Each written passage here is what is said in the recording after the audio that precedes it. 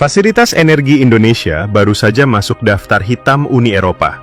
Untuk pertama kali dalam sejarah, blok Eropa berani menyasar wilayah negara ketiga, negara yang tidak ikut perang, tidak ikut bersanksi, dan tidak pernah menandatangani apapun bersama mereka. Targetnya adalah terminal minyak Karimun di Kepulauan Riau kita. Sementara itu, Presiden Prabowo baru saja pulang dari Kremlin dengan komitmen 150 juta barel minyak di tangan. Ini bukan cerita diplomatik biasa. Ini tentang siapa yang berhak menentukan nasib energi 270 juta rakyat Indonesia.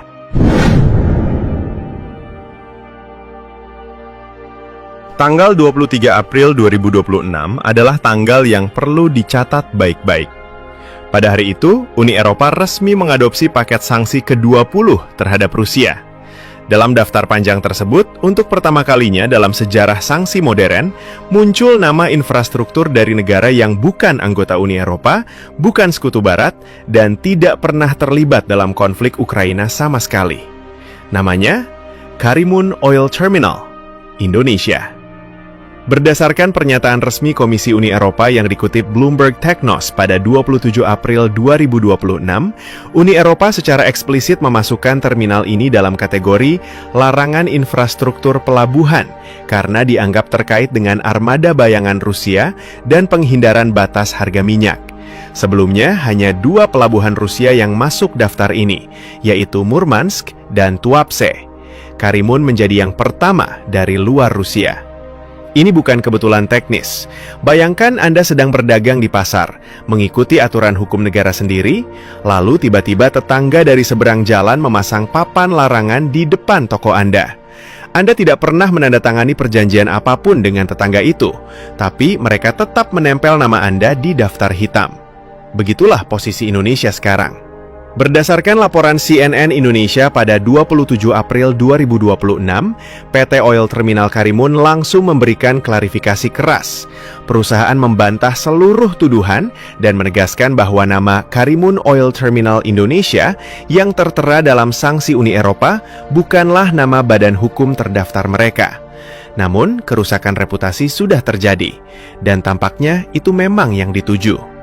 Pertanyaan yang muncul kemudian adalah, mengapa Karimun dipilih? Apa yang sebenarnya terjadi di sana selama ini? Dan siapa yang sesungguhnya bermain di balik keputusan Eropa ini?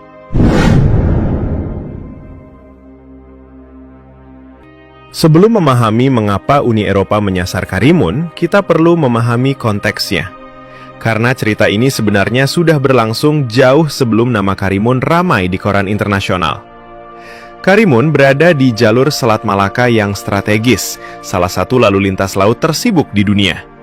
Posisi geografis ini sangat menguntungkan sebagai titik perpindahan muatan. Berdasarkan proposal resmi sanksi Uni Eropa yang ditinjau Reuters dan dipresentasikan kepada negara-negara anggota pada Februari 2026, Karimun disebut bersama pelabuhan Kulevi di Georgia sebagai 2 titik utama yang diduga menjadi jalur penghindaran sanksi minyak Rusia. Usulan itu kemudian dikonfirmasi dan disahkan dalam paket sanksi ke-20 pada 23 April 2026. Mekanisme yang dituduhkan Eropa cukup sederhana tapi efektif.